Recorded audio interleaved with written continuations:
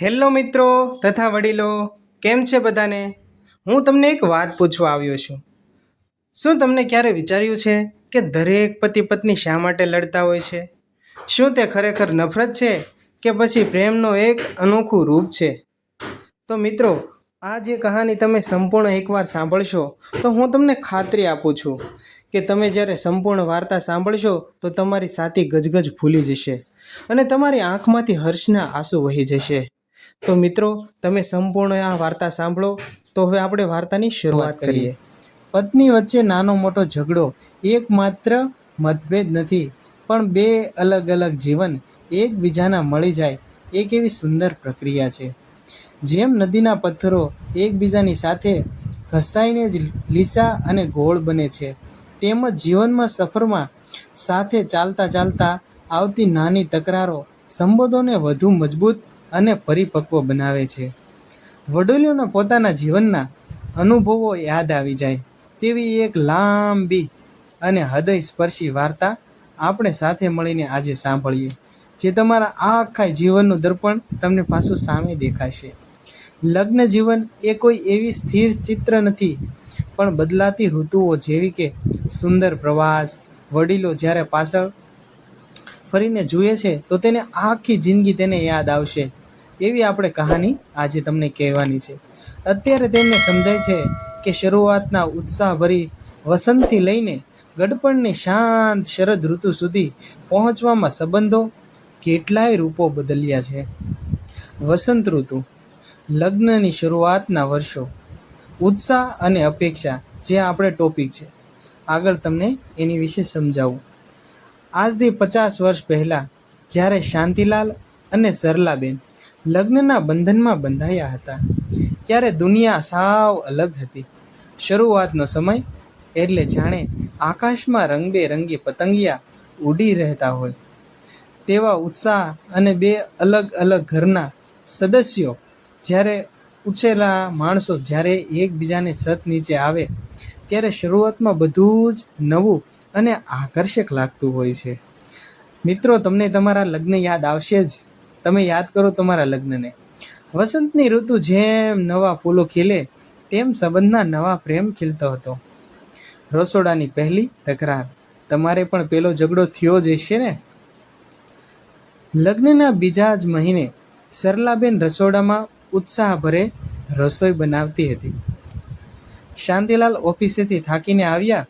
તેણે જમવા બેઠા. શાંતિલાલ થાળી જોઈને મોં બગાડતા, સરલા, આ શું બનાવ્યું છે? રીંગણનું શાક. તને ખબર તો છે કે મને રીંગણનું શાક તો નથી જ ભાવતું. સરલાબેન આંખમાં જળજળિયા લાવી દીધા. પણ તેણે કેટલી મહેનતથી બનાવ્યું છે. મારા પિયરમાં બધા આ ઓળો ખૂબ વખાણતા. તમને મારી મહેનતની કોઈ કિંમત જ નથી, સરલાબેન કહેવા લાગ્યા. શાંતિલાલ થોડા ગુસ્સામાં, મહેનતની વાત નથી, પણ રાંધવાવાળાને તો એટલી તો ખબર જ હોય કે ખવડાવવાનું હોય તો માણસની પસંદ નાપસંદ તો ખબર જ હોવી જોઈએ ને. સરલાબેન કાંઈ પણ બોલ્યા વગર રસોડામાં ચાલ્યા ગયા અને વાસણોનો અવાજ વધવા લાગ્યો. તમારા ઘરે પણ પહેલી વાર વાસણ ભભળ્યા હશે, યાદ છે કે તમને? શાંતિલાલ પણ જમ્યા વગર ઊભા થઈને બહાર જતા રહ્યા. મનાવવાનો પ્રસંગ. તો હવે તમે પણ તમારા પત્નીને પહેલી વાર મનાવ્યા હશે. તમને યાદ છે? તાજા કરો તમારી યાદને. સાંજ શાંતિલાલ ઘરે આવ્યા ત્યારે તેમના હાથમાં નવરંગ પુરાના બજારમાંથી લીધેલા ગજરાનો સુગંધી ગજરો હતો. તેઓ ચૂપચાપ રસોડામાં ગયા, જ્યાં સરલાબેન હજુ પણ ઉદાસ મોઢે કામ કરતા હતા. શાંતિલાલ ગજરો પાછળ છુપાવીને બોલ્યા, સરલા, જરા આંખો બંધ કરતો. સરલાબેન મોઢું ફેરવીને, મારે કાંઈ બંધ નથી કરવી, તમે જાઓ અહીંથી, મારે તમારી સાથે વાત પણ નથી કરવી. શાંતિલાલ હસીને ગજરો તેમના વાળમાં લગાવતા, અરે રિસાવ નહીં, તમારા માટે જ ખાસ લાવ્યો છું. ભૂલ થઈ ગઈ મારી. ચલ હવે તમે મને તારા હાથનો એક સ્પેશિયલ ઓળો ખવડાવ. તું ખવડાવીશ ને તો રીંગણનું અમૃત પણ લાગશે. સરલાબેન બધો ગુચ્છો એક જ ગજરાની સુગંધ અને શાંતિલાલના શબ્દોમાં ઓગળી ગઈ. આદતોનો ટકરાવ. તમારે આવો ટકરાવ થયેલો ક્યારેય? ટકરાવ થયેલો તો કોમેન્ટમાં હા લખીને મોકલજો અને કેવું રહ્યું એ પણ મોકલજો. શાંતિલાલને સવારે ઉઠીને ચાપુ વાંચતા ચા પીવાનો બહુ જ રસ હતો અને સરલાબેન સવારે રેડિયો પર ભજન સાંભળવાનો. જો ચા થોડી મોડી થાય કે ઠંડી થઈ જાય એટલે શાંતિલાલનો પારો ચડે. તમારો ચડતો જ છે. યાદ કરો. રૂમાલ અને મોજાની શોધ. તમે પણ ક્યાંય રૂમાલ છુપાવીને મૂકી દેતા કે ભૂલમાં તઈ મુકાઈ જતો? શાંતિલાલ ગમે ત્યાં રૂમાલ મૂકી દે અને પછી આખા ઘરમાં બૂમા બૂમ કરે, સરલા મારો રૂમાલ ક્યાં છે? સરલાબેન હસતા હસતા લડતા કહી દે, તમારા આંખની સામે જ પડ્યો છે, જરા જુઓ તો ખરા. આ સમયના ઝઘડા કેવા હતા તમને ખબર છે મિત્રો? સવારના સૂરજ જેવા, જે બપોર થતાં સુધીમાં તો ઓગળી જાય. સાંજ પડે એટલે શાંતિલાલ ગજરો લઈને આવે અને સરલાબેને બધી તકરાર ભૂલીને રસોઈમાં વ્યસ્ત થઈ જાય. તમે પણ ગજરો લાવ્યા કે ક્યારેય? ન લાવ્યા હોય તો અત્યારે લાવો. એકવાર તો તમારા ઘરનાને ગજરો આપો. શરદ ઋતુનો અહંકાર ઓછો અને એકબીજાની માપવાની ઈચ્છા વધુ હતી. વસંત ઋતુનો આ મીઠો સમય ધીમે ધીમે પસાર થયો અને જીવનમાં જવાબદારીઓનો ઉનાળો શરૂ થયો, જ્યાં બાળકોના જન્મ અને ઘર ચલાવવાની ચિંતાઓએ ઝઘડાઓ સ્વરૂપ બદલાવી નાખ્યું હતું. હવે ઉનાળો આવ્યો એટલે ઝઘડાના સ્વરૂપો પણ બદલાઈ જાય છે. ઉનાળાનો તાપ, જવાબદારીઓની સમય, કરિયર અને બાળકોનો ઉછેર. લગ્નના થોડા વર્ષો વીત્યા અને શાંતિલાલ ઘરના પારણું બંધાયું. એક પછી એક 2 બાળકો આવ્યા. શાંતિલાલ પર આખા ઘરની આર્થિક જવાબદારીઓ આવી ગઈ. સરલાબેન આખો દિવસ બાળકોને સાચવવામાં, તેમના ભણતરમાં અને ઘરના કામોમાં એટલા વ્યસ્ત થઈ ગયા કે તેમને પોતાના માટે પણ સમય મળતો ન હતો. આ એવો સમય હતો જ્યારે રોમેન્ટિક વાતો પાછળ છૂટી ગઈ અને તેની જગ્યાએ આવી ગઈ ગંભીર ચિંતાઓ. જેમ બાળકો થઈ ગયા પછી થોડાક દૂર થતા જાય છે પતિ પત્ની બંને. ઉનાળાના તાપની જેમ આ સમયમાં પણ સંબંધોમાં ક્યારેક ગરમી જ આવી જતી. આ સમયના ઝઘડા વસંત ઋતુ જેવા મીઠા નહોતા, પણ થોડા આકરા હતા. એક સાંજે શાંતિલાલ ઓફિસેથી ખૂબ જ થાકીને ઘરે આવ્યા. ટેબલ પર બાળકોની સ્કૂલ ફી અને કરિયાણાના બિલ પડ્યા હતા. તમારે પણ આવું થતું જ છે. આગળ જુઓ. શાંતિલાલ કપાળ પર હાથ મૂકીને, સરલા આ જુઓ, આ મહિને આ પણ ખર્ચ બજેટ કરતાં પણ બહાર આવી ગયો છે. બાળકોની સ્કૂલ ફી, ટ્યુશન ફી અને આ કરિયાણાનું બિલ. તું થોડું ધ્યાન કેમ નથી આપતી? સરલાબેન રસોડામાંથી બહાર આવતા થાકેલા અવાજે, હું શું કરું? ધ્યાન રાખું. બાળકો મોટા થાય એટલે ખર્ચા વધતા જાય. દૂધ, શાકભાજી અને રાંધણ ગેસના ભાવ ક્યાં પોગ્યા છે? હું ક્યાં મારા પોતાના કોઈ મોજ શોખ પાછળ વાપરું છું?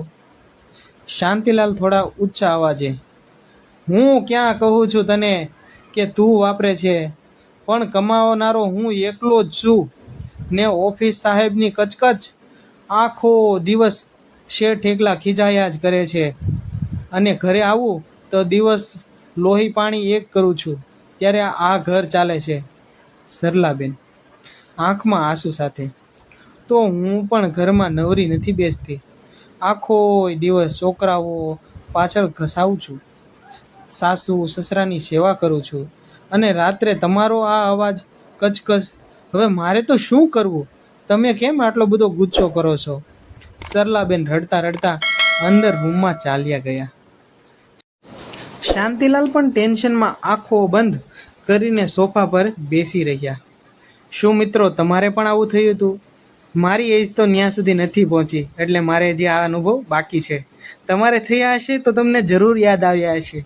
તમે જરૂર યાદ કરો. રાત્રે એકબીજાની ચિંતા મનાવવાનો પ્રસંગ. હવે તમને મનાવતા પણ આવડી ગયું છે, પણ હું તમને સંભળાવું. રાત્રે 11 વાગ્યા હતા. આખું ઘર સૂઈ ગયું હતું. શાંતિલાલ વરંડામાં એકલા બેઠા હતા. ત્યાં સરલાબેન હાથમાં ગરમ દૂધનો ગ્લાસ લઈને આવ્યા. સરલાબેન ચૂપચાપ ગ્લાસ આપતા, લ્યો દૂધ પી લો, શાંતિ કશું ખાધું નથી.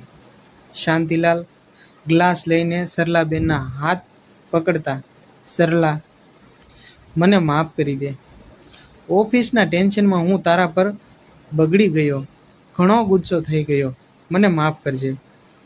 મને ખબર છે તું આખું ઘર એકલા હાથે બહુ સરસ રીતે સંભાળે છે. સરલાબેન હળવા સ્મિત સાથે, ના, મારો પણ વાંક હતો. મને સમજવું જોઈએ ને કે તમે આ બધી દોડધામ અમારા માટે જ કરો છો. આપણી વચ્ચે ભલે ગમે તેટલી ખેંચતાણ થાય, પણ આપણે સાથે મળીને આ સમય પણ કાઢી નાખશું. આ સંવાદો સાંભળીને વડીલોને પોતાના સંઘર્ષના દિવસો યાદ ચોક્કસ આવશે. તો મિત્રો, તમારા સંઘર્ષના દિવસ તમને યાદ આવ્યા? વડીલો, તમને પણ આજ યાદ આવ્યા છે. તમને તો ખાસ યાદ આવ્યા છે. હવે આપણે આગળ વધીએ. બાળકોના ઉછેરની રીતો. શાંતિલાલ બાળકોને શિસ્તમાં રાખવા માંગતા હતા અને સરલાબેન તેમનો પક્ષ લેતા. તમે તો લોહીના ઘૂંટડા પીવડાવો છો છોકરાઓને, એવું સરલાબેન ખીજાઈને કહે અને શાંતિલાલ ગુસ્સામાં ઘરની બહાર ચાલ્યા જાય. પણ વડીલો જાણે છે કે આ ઝઘડા કોઈ અણબનાવના કારણે નહોતા, પણ થાક અને જવાબદારીઓના બોજના કારણે હતા. આવા અણબનાવના કારણે ઘરમાં નાના મોટા ધીરે ધીરે ઝઘડા થતા અને સાંજ પડે અને મટી જતા. તમારે પણ આવું થયું જ હશે. થયું હતું કે દાદા? બંને એકબીજાને પ્રેમ તો કરતા હતા, પણ એ પ્રેમ વ્યક્ત કરવાનો સમય કે શક્તિ વધવાનો નહોતો. ઉનાળાનો આંચકો તાપ વેઠ્યા પછી જ્યારે બાળકો મોટા થઈને પોતાના પગ પર ઊભા થાય છે, ત્યારે જીવનમાં ચોમાસાની ભીનાશ બચે છે.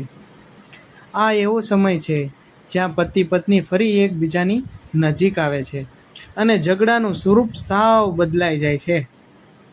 ચોમાસાનું આગમન જેમ તપતી ધરતીને શાંત કરે છે, તેમ જીવનમાં પણ એક એવો સમય આવે છે જ્યાં પતિ પત્ની સંબંધોના પરિવારતાની ભીંજાશ ઓગળે છે. બાળકો મોટા થઈ જાય છે, ભણવા કે કમાવા બહાર ચાલ્યા જાય છે. ત્યારે શાંતિલાલ અને સરલાબેન ઘર ફરી એકવાર શાંત થઈ ગયું. કારણ કે દીકરાઓ વિદેશમાં જ્યારે કામમાં જતા હોય તો ઘણા વર્ષો સુધી આવતા નથી. ત્યારે મોટી ઉંમરના વડીલોને ખૂબ જ દુઃખ થાય છે. પણ શું કરે, બાળકો કમાવા વયા જાય છે. શાંતિલાલને થોડા દિવસની ડાયાબિટીસ અને ઘૂંટણનો દુખાવો રહે છે. તેઓ ચાનું માનું રસોડામાં જઈને ગળ્યો પેંડા ખાવાની કોશિશ કરે છે.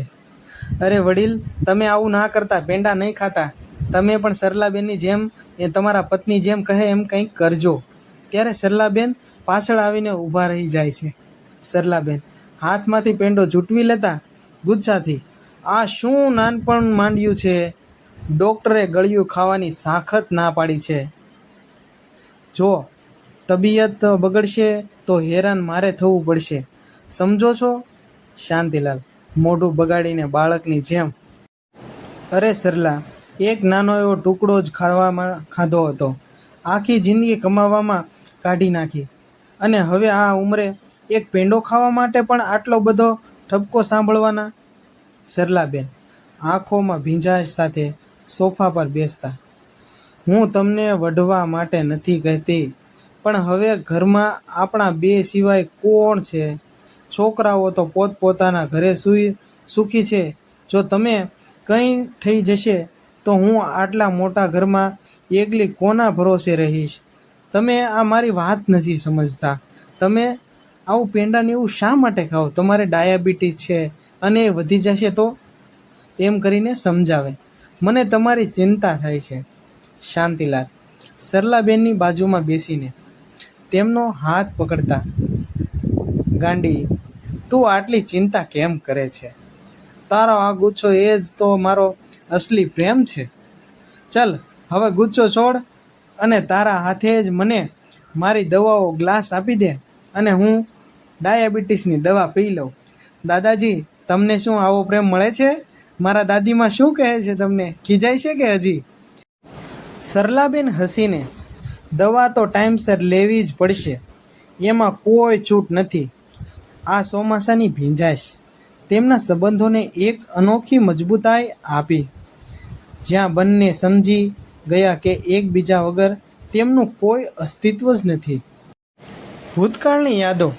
સાંજના સમયે હિંચકા પર બેસીને બંને જૂના દિવસો યાદ કરતા. જે વાતો પર ક્યારેક મોટા ઝઘડા થતા હતા, તે વાતો યાદ કરીને હવે બંને ખડખડાટ હસી પડતા. આ ચોમાસાની ભીનાશ છે તેમના સંબંધો પણ વધુ મજબૂત અને ઊંડો બનાવ્યો છે, કારણ કે હવે તેઓ એકબીજાની ખામીઓને પણ પ્રેમ કરતા લાગ્યા છે.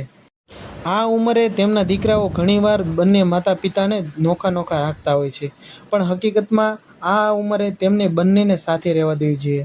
મિત્રો, તમે તમારા માતા પિતાને સાથે રહેવા દેજો. હવે આવે છે આ સફરનો છેલ્લો અને સૌથી સુંદર પડાવ. શરદની શીતળતા, ઘડપણની શાંતિ, જ્યાં શબ્દોની જરૂર નથી પડતી, માત્ર સાથ જ કાફી હોય છે. આજની 50મી લગ્નગાંઠ પર શાંતિલાલ અને સરલાબેન ઘરના વરંડામાં મૂકેલા હિંચકા પર સાથે બેઠા છે. માથાના વાળ ધોળા થઈ ગયા છે, ચહેરા પણ ઉંમરની કરચલીઓ છે, પણ આંખોમાં એકબીજા પ્રત્યેનો આદર અને પ્રેમ આજ પણ એવોનો એવો જ છે, તાજો જ. શરદ ઋતુની શીતળતાની જેમ ઘડપણનો પણ આ સમય સાવ શાંત છે. હવે જીવનમાં કોઈ ઉતાવળ નથી, કોઈ મોટી અપેક્ષાઓ નથી અને કોઈ આર્થિક દોડધામ પણ નથી. આ ઉંમરે પહોંચીને ઝઘડા સાવ ઓગળી ગયા છે અને તેની જગ્યા લીધી છે એક અનોખા સાથ અને મૌન. લગ્નગાંઠની સાંજે દીકરા દીકરીઓ અને પૌત્ર પૌત્રની ઘર અને રોશનીથી શણગાર્યું. શાંતિલાલ સફેદ જબ્બા અને લેંઘામાં અને સરલાબેન તેમની લગ્નની જૂની પટોળાવાળી સાડીમાં સજ્જ થઈને હિંચકા પર બેઠા છે. આ સમય પતિ પત્ની સાથે રહેવાનો એક સરળ અને ખૂબ સારો સમય હોય છે. વડીલોને પણ એકબીજાની સાથે રહેવા દેવા જોઈએ. અલગ અલગ કરી અને પોતાના દુઃખોને વધારવાની જગ્યાએ સાથે રહેવા દેવા જોઈએ. શાંતિલાલ સરલાબેનના ધ્રુજતો હાથ પોતાના હાથમાં લેતા ધીમા અવાજે, સરલા, જોયું ને, જોત જોતામાં 50 વર્ષ વીતી ગયા, જાણે ગઈકાલ જ વાત હોય એવું લાગે છે ને, જ્યારે તું ઘૂમટો તાણીને પહેલી વાર મારા ઘરમાં આવી હતી. સરલાબેન આંખોમાં ખુશીની આંસુ સાથે હસીને બોલ્યા, હા, અને તમે પહેલા જ દિવસે રસોડામાં ખામી કાઢીને મારી સાથે લડ્યા હતા, યાદ છે ને? શાંતિલાલ ખડખડાટ હસીને કહ્યા, અરે ગાંડી, એ લડાઈ થોડી હતી, એ તો તારા હાથના સ્વાદની આદત પાડવાની શરૂઆત હતી. સરલા, આજે આટલા વર્ષો પછી હું તને એક વાત પૂછું. આખી જિંદગી મારી ગરમ મિજાજની આદતો અને આ ઘરમાં વહેતા અટકતા દિવસો સાચવવામાં તને કોઈ પસ્તાવો તો નથી ને? સરલાબેન શાંતિલાલના ખભા પર હાથ મૂકીને કહે, કેવી વાત કરો છો? જો તમે મને અવતાર મળે ને તો ભગવાન પાસે ફરીથી તમારો જ સાથ માંગુ. આપણી લડાઈમાં પણ એક એવો હક હતો જે મને દુનિયાનો કોઈ સુખમાં ન મળતું. તમે છો એટલે જ મારું અસ્તિત્વ છે, નહીં તો હું ક્યારની વહી ગઈ હોઉં. આ જિંદગી મને તમારી સાથે બહુ જ ગમી. શાંતિલાલ તેમના માથા પર હાથ મૂકીને, અને તું છે એટલે જ મારું આ આખું જીવન સાર્થક છે.